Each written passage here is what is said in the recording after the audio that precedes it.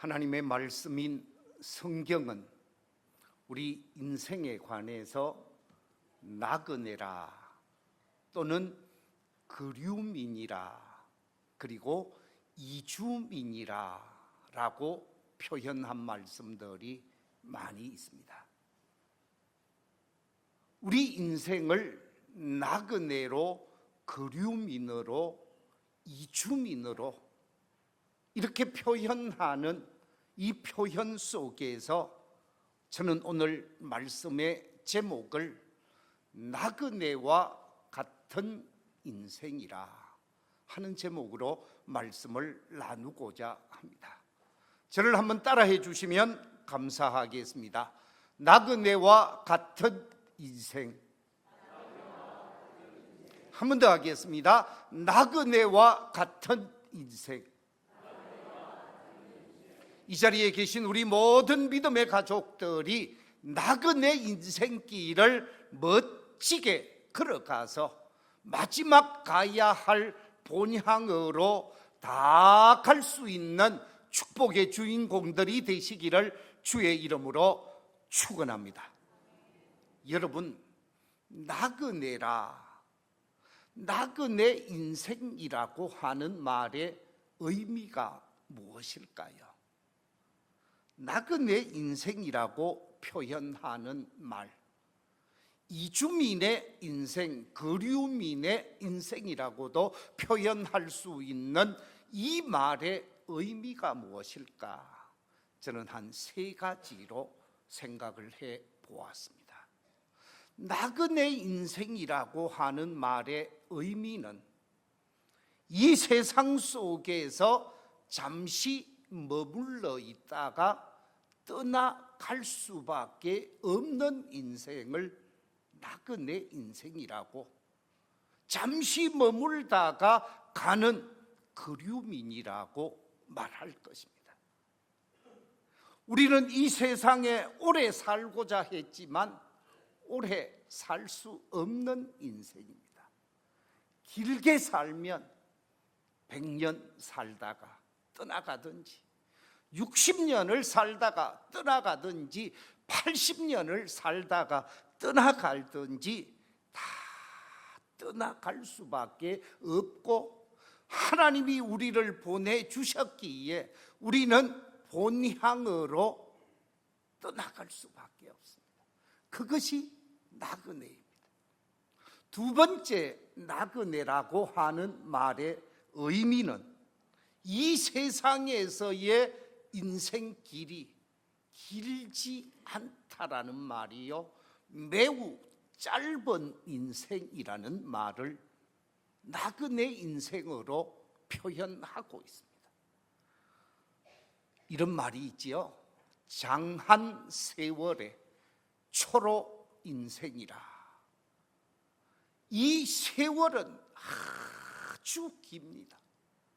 이 세월은 아주 긴데 그 속에서 잠시 이 세상에 왔다가 삶을 끝내고 돌아가는 우리 인생은 풀잎 위에 뭐가 같다고요? 이슬과 같다. 초로 인생이라고 표현하고 있습니다. 햇볕이 쫙 비칠 때 그 이슬이 얼마나 영롱하게 빛을 냅니까? 그런데 그 햇빛이 어느 순간에 이슬을 다 사라지게 하는 것을 보게 되어집니다. 그렇습니다. 우리 인생 길지 않습니다. 세 번째, 나그네라는 말 속에는 떠나갈 때 다 두고 간다라는 거지요. 우리가 이 세상 속에서 삶을 사는 가운데 많은 것을 가지고 있습니다. 그런데 나그네 인생길을 걷는 사람은 이 세상 속에서 사용하던 것 다 두고 가게 되어 있습니다. 내가 입던 옷들 다 두고 가야 됩니다. 내가 사용했던 모든 물건들 다 두고 갈 수밖에 없습니다. 빈손으로 왔기에 빈손으로 돌아갈 수밖에 없습니다. 그래서 인생 공수래 공수거라 그랬습니다. 인생은 빈손으로 이 세상에 와서 다시 빈손으로 돌아가는 것이 인생이라 하는 의미지요. 성경 말씀인 디모데 전서 6장 7절에도 보면 이렇게 말씀하고 있습니다. 같이 한번 읽어보겠습니다. 시작.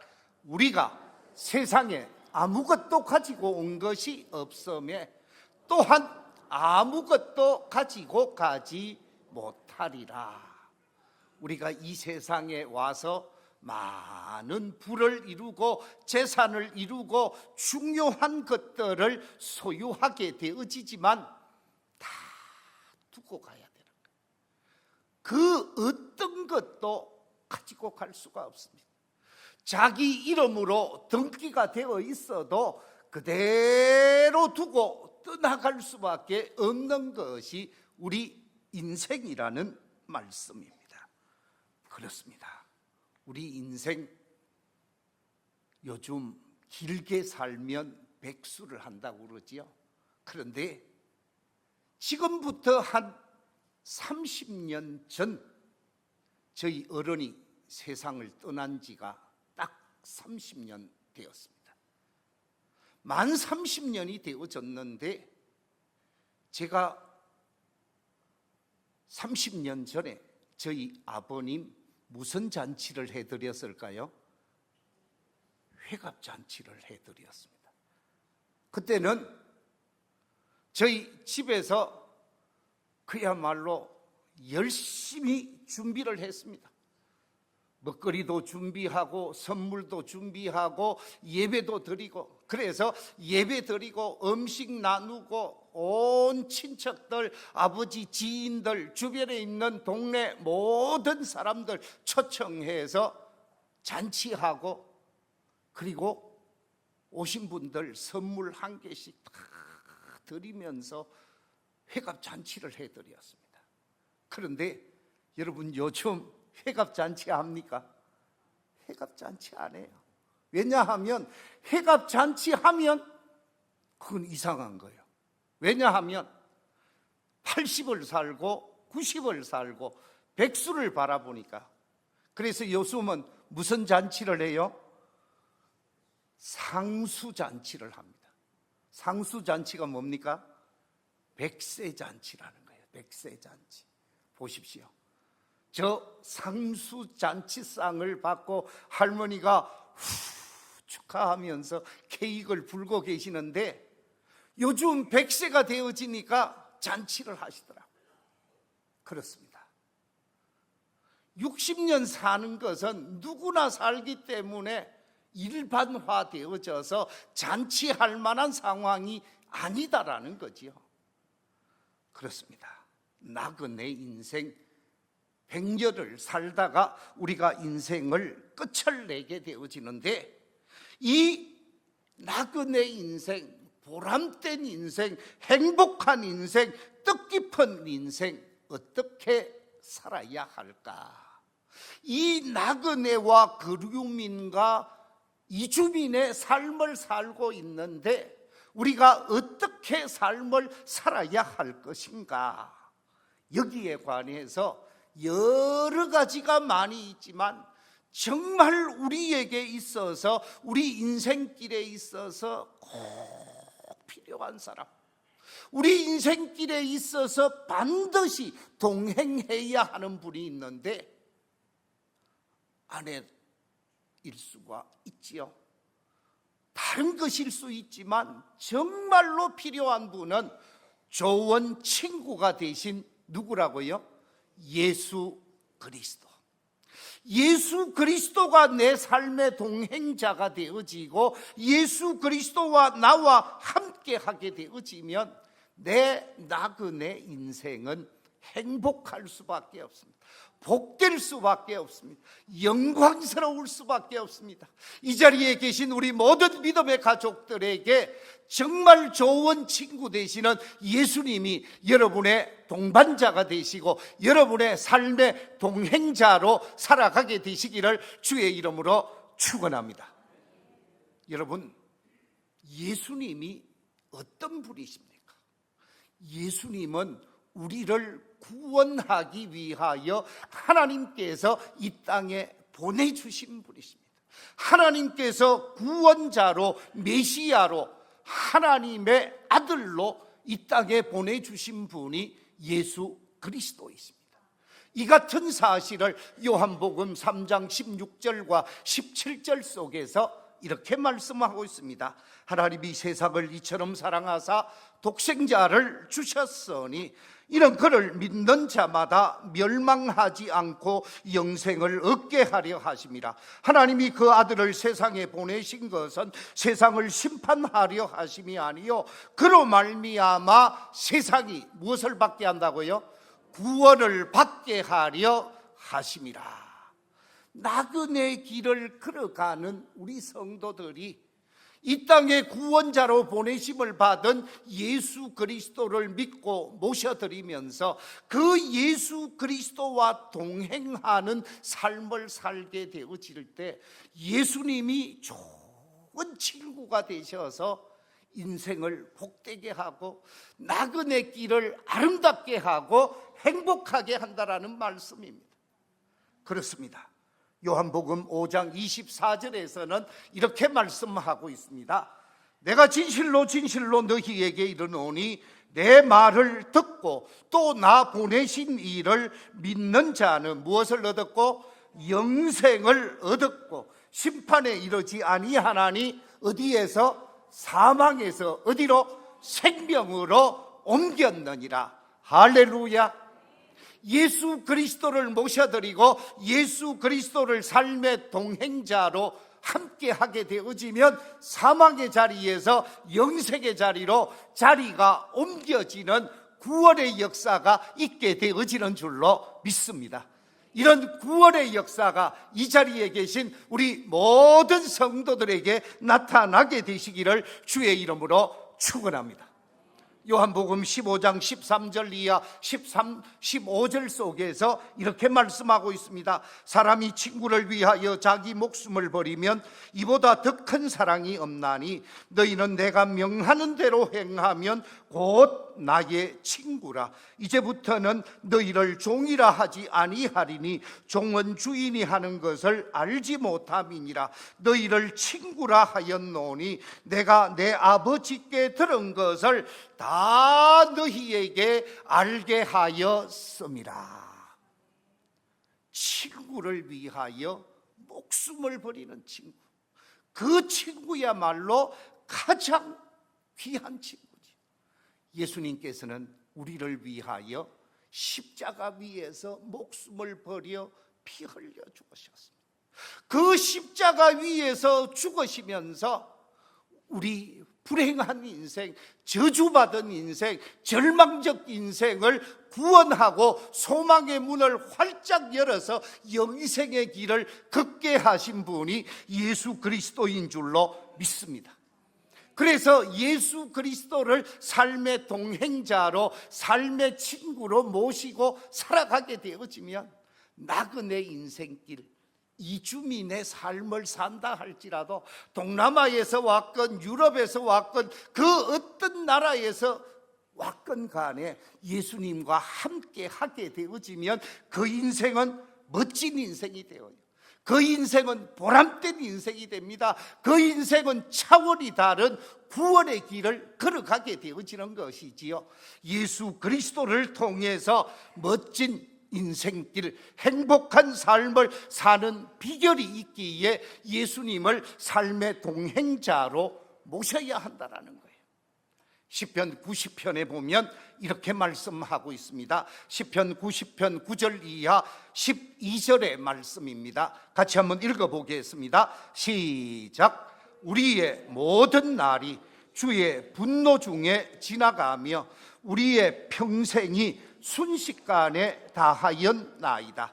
우리의 연수가 70이요 강건하면 80이라도 그 연수의 자랑은 수고와 슬픔뿐이요 신속히 가니 우리가 날아가나이다. 누가 주의 노여움의 능력을 알며 누가 주의 진노의 두려움을 알리이까. 우리에게 우리 날 계수함을 가르치사 지혜로운 마음을 얻게 하소서. 방금 읽은 이 말씀은 네 가지 중요한 사실을 우리에게 가르쳐주고 있습니다. 첫 번째 중요한 사실은 인생은 느리게 지나가는 겁니까? 빠르게 지나가는 겁니까? 방금 여기 보니까 신속하게 지나간다. 눈 깜짝할 사이에 지나간다라는 거예요. 아마 이 자리에 계신 우리 어르신들에게 여쭈어보면 90 가까이 사셨는데 시간이 어땠습니까? 하고 물으면 글쎄 금세 지나갔지, 아마 그러실 거예요. 금세 지나갔다라는 거예요. 신속하게 지나갔다. 인생은 신속하게 지나가는 거예요. 그런데 그 인생은 어떤 인생이냐? 오늘 성경에 보니까 수고롭고 힘들고 슬픔뿐이라고 말하고 있어요. 이 인생 80년, 90년 살아오신 어른들에게 삶이 어땠습니까? 하고 물으면 뭐라고 대답을 하겠어요? 바로가 만난 야곱에게 질문을 합니다. 어르신 연세가 어떻게 되셨습니까? 하고 질문을 했더니 뭐라고 얘기를 합니까? 아니 야곱이 대답하기를 내 나그네 세월 우리 조상님들과 비교하면 오래 살지 못했지만 내 나그네 세월이 어떤 세월이었다고요? 험악한 세월을 살았습니다. 험악한 삶을 살았습니다. 그랬습니다. 어렵고 힘들고 고통스러운 삶을 살았다라는 거죠. 그렇지요? 우리 인생 쉬운 인생 아니에요. 힘들고 어렵고 고통스러운 인생을 살아서 여기까지 오게 되어졌지요. 그런데 그 마지막이 무엇입니까?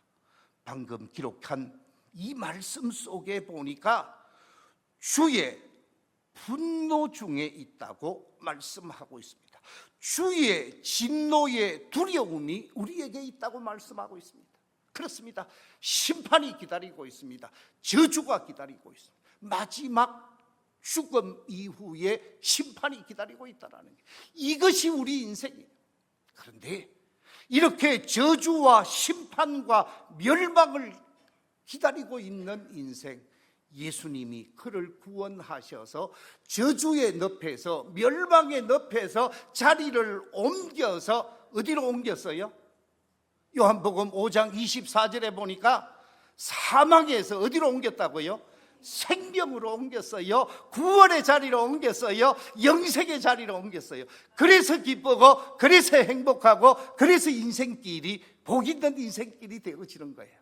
예수 그리스도가 우리의 삶의 동반자가 되시고 예수 그리스도가 우리의 친구가 되시면 우리는 옮김받은 사람으로서 어디에 살든지 행복할 수 있고 구원의 길, 영생의 길을 걸어가게 되어지는 줄로 믿습니다. 그렇습니다. 그래서 예수님을 나의 친구로, 나의 구주로 모셔드려야 되는 거예요.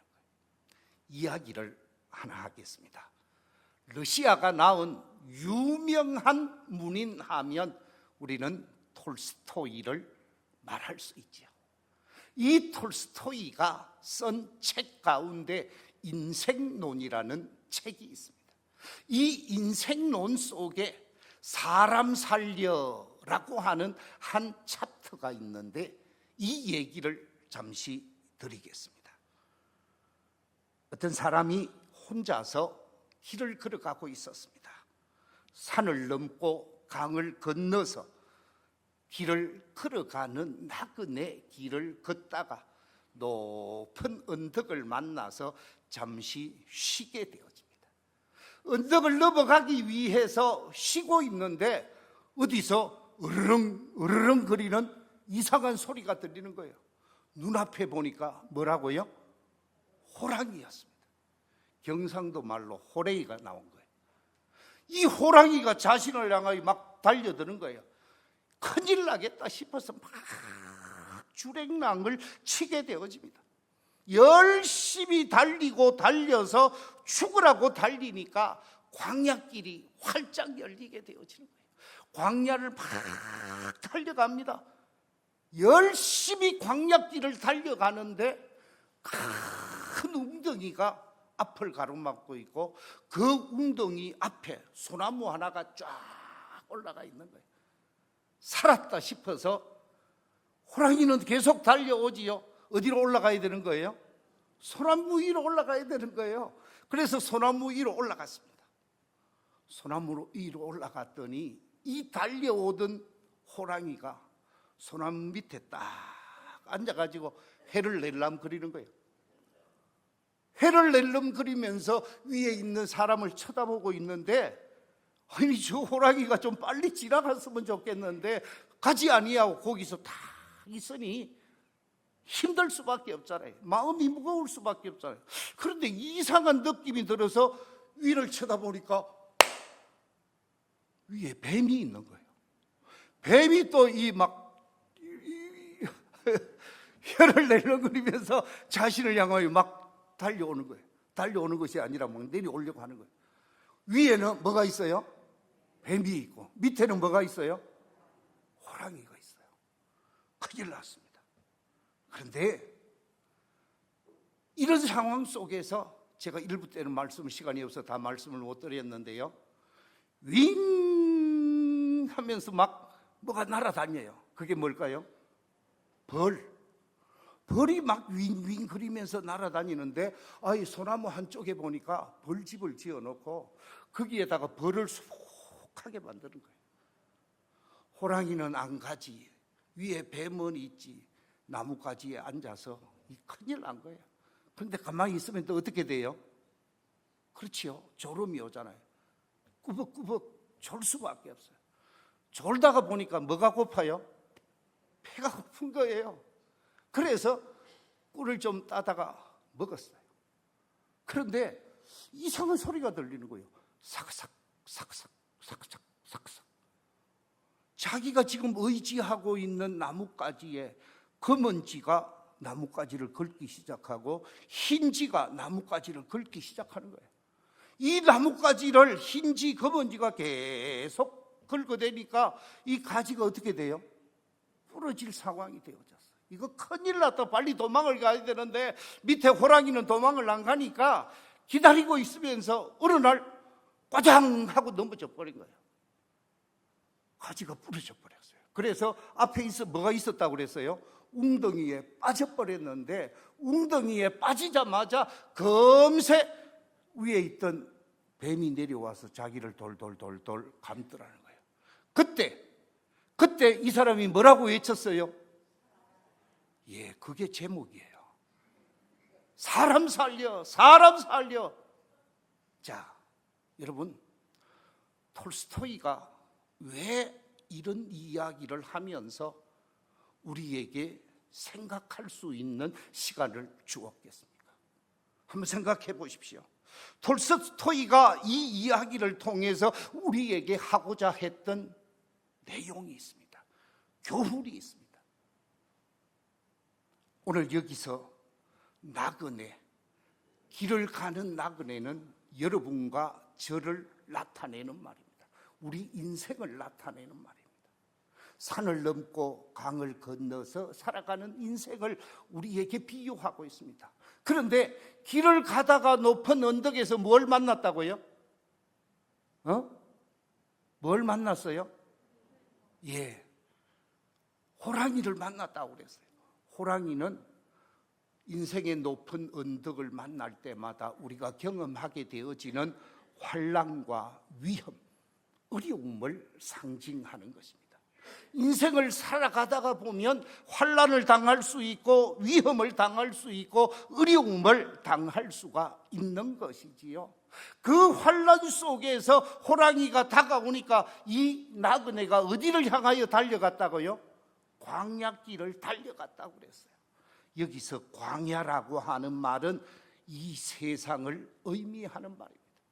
이 세상을 광야에 비유하고 있습니다. 그뿐만이 아닙니다. 광야를 열심히 달려갔더니 웅덩이 앞에 뭐가 있었다고요? 소나무가 있었다고 그랬습니다.